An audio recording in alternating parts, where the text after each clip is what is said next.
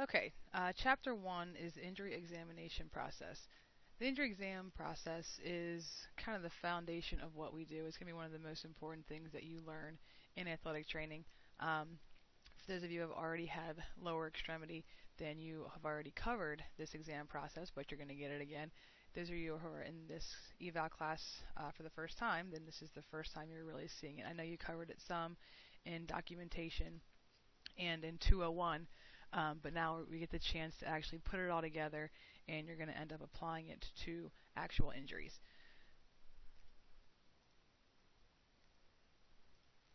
So the injury exam process is really important because um, it's the systematic way that we end up processing things.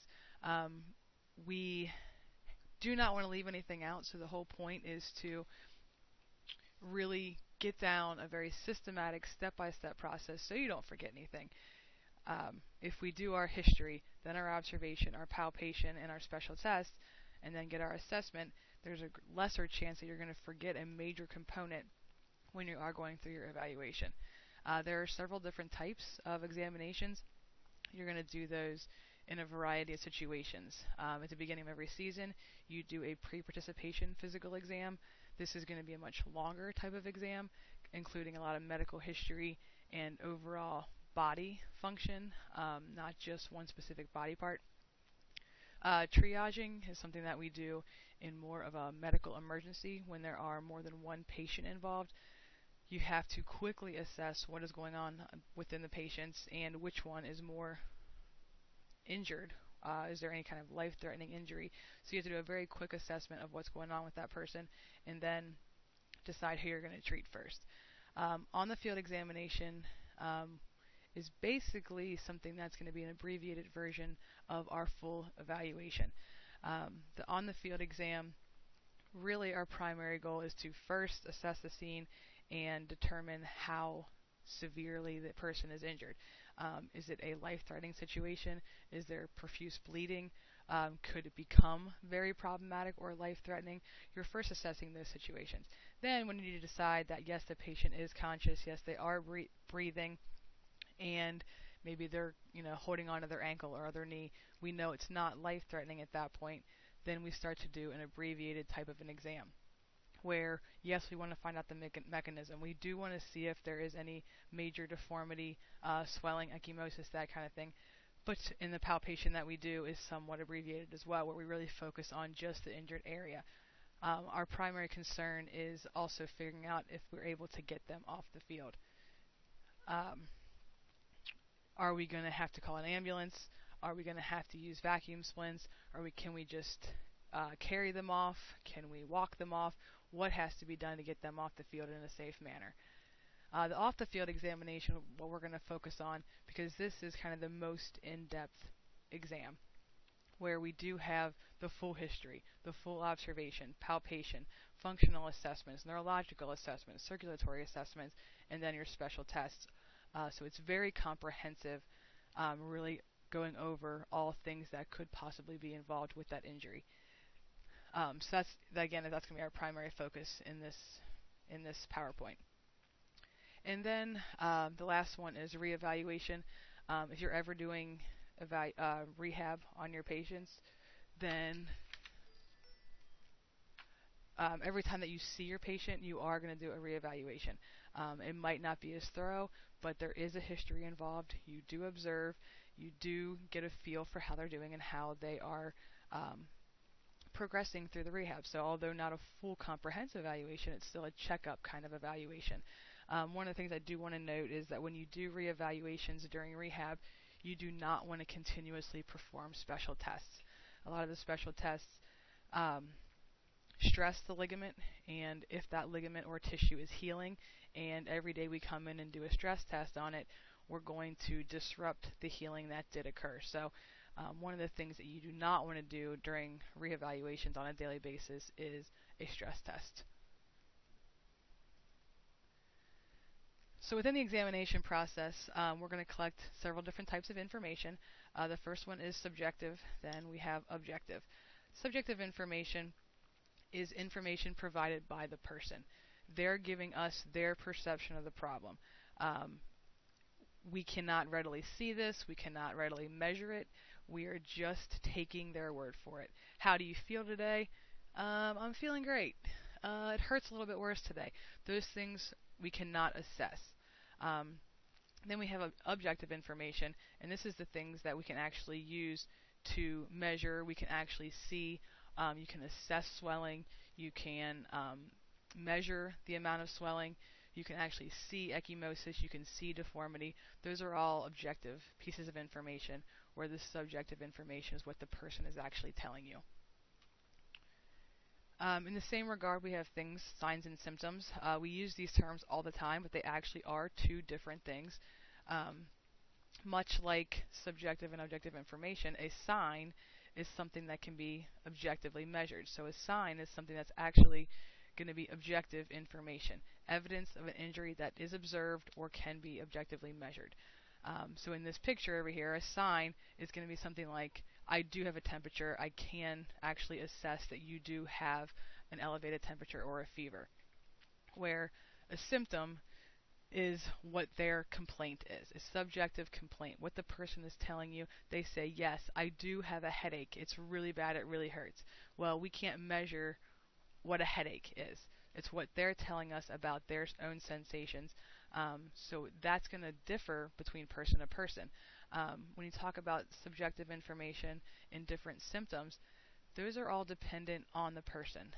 What are their previous experience? What is their pain tolerance? Really, really bad pain to one person may be, mild, irritating pain to another person. So we really can't use a lot of symptoms when you compare two people. But a sign is something that is definitely objective and measurable. And at all times, we try to get as many signs as possible. Because we want as much objective information as possible, although that is not always possible. So when we do this overall exam process, and I've already mentioned this, there are a couple different systematic methods that people follow. The first one is HOPS, which is just your abbreviation for history, observation, palpation, and special tests. This is the one that's most commonly used. This is the one that I like. Um, I add a little bit underneath the special test section. Underneath that section, I also add functional tests, neurological tests, circulatory tests, and any other kind of actual tests that you're going to perform on the person.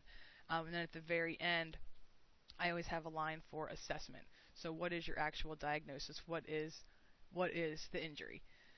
So you see this HOPS format a lot when you do your initial injury evaluation. So when someone gets hurt, they come in to see you for the first time, you complete your HOPS form. A SOAP note, the one at the bottom, the subjective, objective, assessment, and plan. Um, some people use these forms for your total, initial eval, while I tend to see these more often during your reevaluations. So you come in for rehab that day, and I'm going to ask you subjective information. How are you feeling today? Does it feel better? Does it feel worse? How did the rehab feel? Were you sore afterwards? You come in and you talk to the person. You also want to get some objective measurements. Is the range of motion increased? Has the swelling gone down? Has the ecchymosis decreased? So you look at that kind of stuff. And then your overall assessment. It appears that the body part is progressing, and then your plan is to continue with the rehab for the rest of the week. So you're able to do that more of a rehab type setting. When we are doing our evaluation, we use the non-injured limb, if possible, as a reference point. So if it is an arm or a leg, hopefully the person has two of them. And if they are normal, if the other limb has not been injured before, we want to use that as a comparison. Because everybody's body is a little bit different, everyone's feel is a little bit different, so it's hard for us to look at just the injured body part and say, that doesn't look right, or that seems normal to me. So we want to have a reference point, so if possible, you look at the other leg or the other arm to say, yes, both sides demonstrate laxity, so that's probably not part of the problem. Or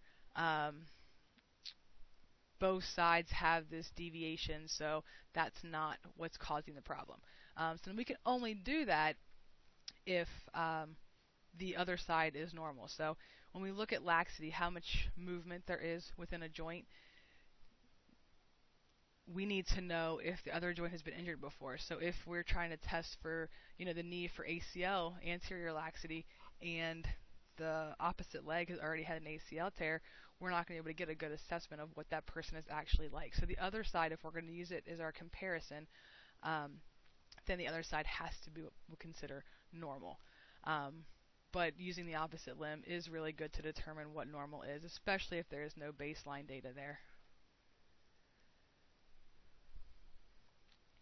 Okay, so the first part of the exam going into this is the history. The history is, I think, the most important part of the examination. Um, you can get a ton of information from just taking a history. And your goal should be by the end of the history portion that you should have a very good idea of what the injury actually is. You should have it kind of narrowed down to two, maybe three things before you even touch the person. That's how good your history should be. This is just sitting there talking to them. Um, when you think about the history, it's not just random questions fired at the person that they answer. The history is a conversation that every time that you ask a question, they give you an answer. It should build. It should take you down a path. You should have an idea of where you're heading, but not just sitting there saying random things. Don't just fire a list of questions. Actually talk to the person, get them talking, and listen to what they're saying, and then think of your next question that falls in line with your previous question. Um, During your history, the questions and answers that you get are going to really help you narrow down what the injury actually is. So think about it in those regards. When I ask you, or when I ask the patient, how did this happen? If they answer, well, I was running down the street and I stepped in a pothole and I twisted my ankle. Well, that just gave me a really strong indication of what just happened. First of all, I know it's an acute injury because you just fell in a pothole. It hasn't been bothering you for a long time. This just happened. So by asking that one simple question about mechanism of injury, we just ruled out all chronic conditions. So one question ruled out half of our possible injuries. So that's going to be really important, is understanding that you're asking these questions for a reason. And they are either going to help you include injuries or they're going to help you exclude injuries. This is your first contact with the patient, and depending on where you're at, the person may or may not be very comfortable. This is where you need to start making them comfortable. You don't have to start touching or anything yet, but they're trusting you with their injury. You are going to end up eliciting pain here by the end of your evaluation. So you really need to make sure that you're starting to build the relationship with the person. So that's where it gets very awkward if you just sit there with your clipboard and your list of questions and you just start firing questions and not really listening and not creating a conversation. That's when the situation is very just awkward because you're not forming that bond. So really start working as a professional, working on your rapport with strangers and making them feel comfortable, because again, you are going to cause them pain here in a few minutes. The history is made up of entirely subjective information. You are asking them questions and you are asking for their opinion. How did this happen? Have you heard it before? How bad is the pain? Did you feel any popping or clicking or snapping? These are all things that they have to tell you. You cannot see. If possible, when there comes to things like pain, we want to try to be as quantitative as possible. So although you can't quantify pain, we're able to ask questions in a way where we're kind of able to quantify it. So if you ask someone, could you rate your pain on a scale from 0 to 10, 0 being absolutely no pain, 10 being emergency room pain, how would you rate your pain right now? You can ask them, how would you rate your pain the time it happened? How would you rate your pain when it's at its worst? So you're able to get a number. Now that number in and of itself doesn't really mean all that much. You're not able to compare people's numbers. You can't say, well, I have a 5 and my 5 is the same as your 5. That's not how it works. But what we are able to do, if we can get a number for their pain, so we can say that on day 1 when they came in, your pain was at a 5.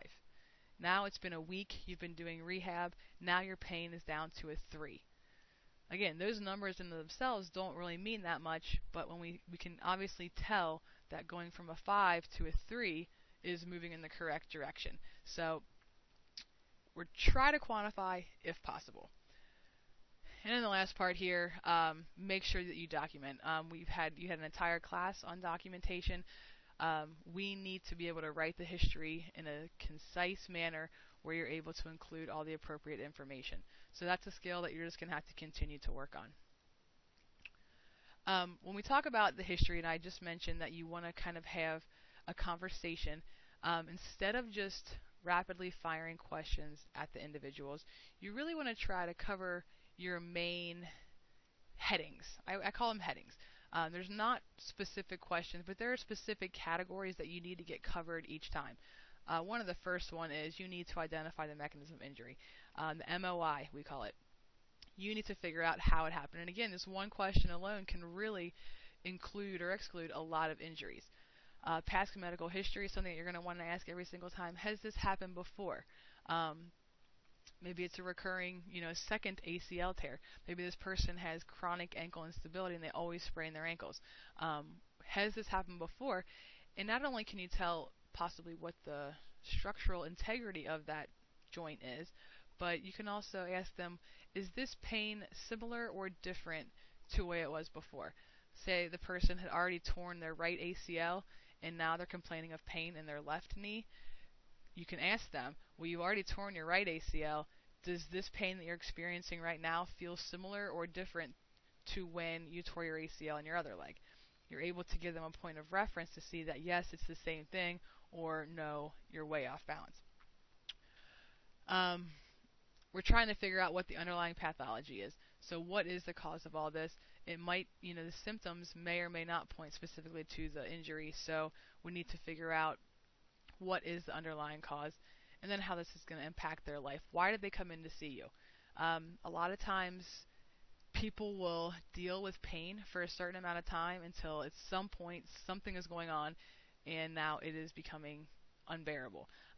Whether it is I can no longer perform my sport correctly, so now I came in to see you to figure out what's going on because it's definitely impacting my life because now I cannot effectively play my sport. It could be something like I can't do my job anymore. I can't sit at my desk for more than 30 minutes without having severe back pain. Whatever it is, they came to you for a reason. You're trying to figure out what that reason is. Another big thing is how you ask your questions. You want to make sure that you keep the conversation going. So you always want to ask open-ended questions whenever possible. Avoid making statements where they have to answer you with a yes or no. Obviously, that's not going to be doable all the time, but ideally, you want to ask questions that are going to have them talk to you. Let them tell their story. Whenever you go to the doctor, think about it. When you go to the doctor, you don't just walk in and let them start asking a bunch of random questions. You usually go there for a reason, and you have your story ready. Why did you go to the doctor? Well, for the past 2 months, yada yada yada. Let them tell their story. Let them tell you what happened, and then you can start interjecting with your own questions. But some of the categories I was talking about, the first one is primary complaint. So once you get the mechanism, like I said, your primary complaint, why are you here? Again, tell me your story. What do you think happened? When does it hurt the most? What's going on? The MOI, that's a huge one. When did it start? How long have the symptoms been going on? Is it worse at a certain time of the day? What do you do that makes it better? What do you do that makes it worse? All these things are all part of just the mechanism of injury as well as some of the pain patterns. It is very, very easy, I would say, in comparison, to diagnose an acute injury. When an acute injury happens, the person remembers. Like my example before, I was running, I stepped in a pothole, and I twisted my ankle. Now, you have to know some, you have to have some facts, but it's not going to be that hard to diagnose that injury as a lateral ankle sprain. But if I come in and say, well, I've been running a lot, and now I'm having some pain in my knee. I don't know how it started. I don't really know what happened. It's just been getting worse over time, but I haven't changed anything. I haven't done anything, so I don't know what's going on. Now, someone who comes in and says something like that, that's a lot more difficult to diagnose because there's so many more questions that you have to ask. We're trying to figure out what the pathology is without having a mechanism of injury because there isn't one. We call it insidious, where we don't know what the mechanism is, so we have to figure out what is going on, maybe biomechanically, to try to get to the cause of why you're having this knee pain. Whenever you start doing an evaluation, your job is to always attempt to figure out what is in the area. I'll say it over and over and over again. Anatomy is the most important thing that you need to figure out injuries, because if you don't know what's there, you're never going to figure out what's wrong. So as soon as the person starts talking, they're going to start pointing to the area, they're going to start touching it, and they're going to say, oh, it hurts right here. You have to know what is there. So if you can identify and visualize what they're doing, what they're touching, how they're saying it, that's going to help you in the long run try to figure out what the injury actually is. It'll help you identify what structures are involved. And then you can try to figure out, are there any related sounds or sensations that occur with this injury. Again, these are just a ton of questions that sometimes you might ask them, sometimes you might not. It really just depends on how the conversation is going. Another big category is the type of symptoms. How does it feel?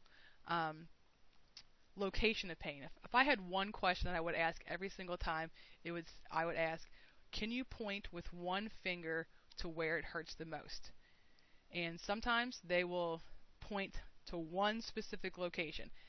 Usually with more of an acute type injury, they're going to point with one finger to one location. If it's more of a chronic condition, then it tends to be a larger area that hurts, where they'll say, it just kind of hurts over my knee in this general area, but not one specific spot. That's going to clue you into more of a chronic condition versus an acute condition. We've talked about the onset. We talked about severity, how we can rank that. Again, with severity, we want to figure out not only how bad it is when it happened, but how bad is it right now when you're just sitting here? How bad is it when you're actually, playing your sport? You try to figure out all those different things. How long has it been hurting? And again, what have you not been able to do as a result of this injury? And then a huge category, which you have to get every single time, is pain. Like I said, location of pain, point with one finger. The type of pain. Now, this is one question where you say, what kind of pain is it? And they may just stare at you. There's a good chance that they're not going to be able to think of the right word. So I always ask, can you describe the pain? Can you describe it? And they're like, And then if they're not able to answer it right away, I'm going to give them some options. Is it dull? Is it achy? Is it sharp? Is it shooting? Give them some words that will help, answer that question. So you're not necessarily making it a yes/no, but you kind of have to give them some options if they're not able to answer the question. But again, that's going to help tell you what kind of injury it is, because normally if it's sharp pain, it's more of an acute injury. If it's more of a dull, achy pain, it tends to be more of a chronic injury. If it's like a sharp, shooting, bright pain or radiating pain, it tends to be more of a neurological type of problem. So you definitely want to ask every single time, is there any kind of referred pain or radiating pain? Now make sure you know the difference between referred and radiating. Referred pain is the person feels pain somewhere where the injury is not. And a good example of referred pain is when you have a heart attack. Males have a heart attack and they'll feel pain in their left shoulder. Well, there is nothing wrong with their left shoulder, but based on how the nerves are made up in your body, there is still pain sensation sent to your left shoulder. The same thing when you rupture your spleen. It's called Kerr sign. Your spleen is in your upper left quadrant of your abdomen, and when you rupture your spleen, you also get pain in your left shoulder. That's called Kerr sign. It's referred pain. Again, nothing is wrong with your left shoulder. It's just where the pain goes. So make sure that you understand what referred pain is. Radiating pain is more common than referred pain. Radiating pain is pain that shoots along that nerve. So say you have a pinched nerve root in your neck, and when you move a certain way, you have radiating shooting pain all the way down your arm. So that pain travels the path of the nerve as it travels down the body. Those two things together are really going to help indicate whether you have a neurological injury. So again, if the whole point of the history is to narrow down or get rid of possible injuries, if I ask you, do you have any referred pain, radiating pain, numbness, or tingling, and they say no, then I just ruled out all possible neurological injuries. And I've already talked about pain patterns. There are daily pain patterns depending on the kind of injury. Sometimes the injury hurts really, really bad in the morning, and then as the day goes on, your body loosens up and you start to feel better. Sometimes it's the very opposite. Like with a lot of back pain, you actually feel better in the morning, and then as the day goes on, you develop more and more pain because you've been weight bearing all day. So really get a picture of what's going on. If you have any questions or you want further clarification from the person, make sure you ask, because you're never going to get the answer and you don't want to guess. So if they tell you something and you're not 100% clear, say it back to them and make sure that it's correct, or have them expand on it a little bit. And then, like I said before, the aggravation and alleviation patterns. What makes it better? What makes it worse? Because if you can figure out what makes it worse and better, then you're really going to be able to figure out which structure is involved, and that's going to help you, again, diagnose the injury. And I mentioned how we try to quantify pain as much as possible. We try to make a person's pain perception more objective.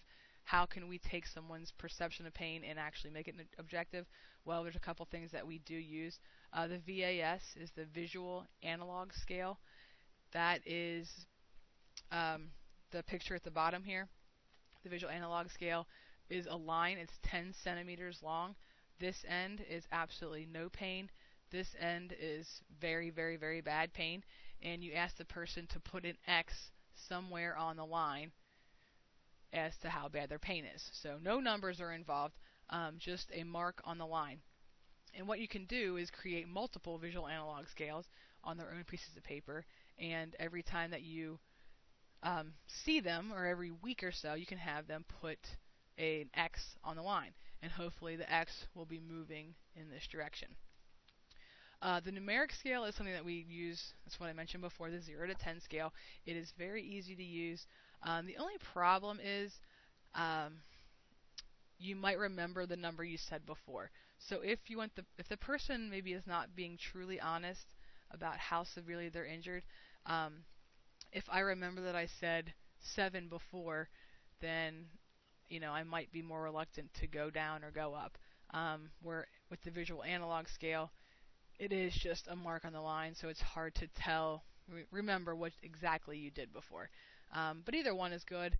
The numeric scale, for our population, they tend not to really be faking, so the numeric scale is an effective scale. The McGill Pain Questionnaire is a longer, detailed questionnaire. Used a lot more in PT clinics than I would say than athletic training rooms, but you're able to quantify your pain using a lot of different types of words. You're also able to mark on the body with different color pens, different color or different shapes to help explain what your pain level actually is. And then some more categories for the history. And again, the history is going to be long.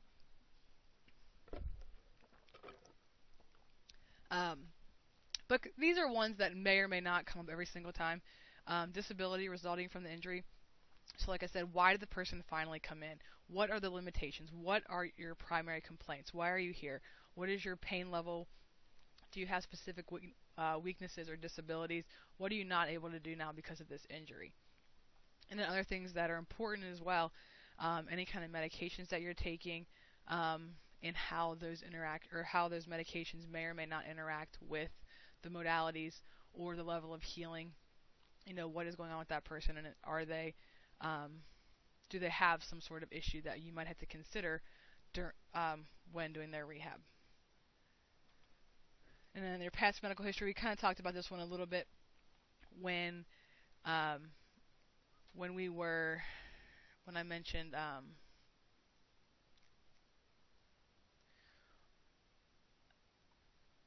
the bilateral comparison. Um, but any kind of information that you can get overall. Have you ever been injured? Now, it doesn't mean have you ever injured this joint, but have you ever really been injured?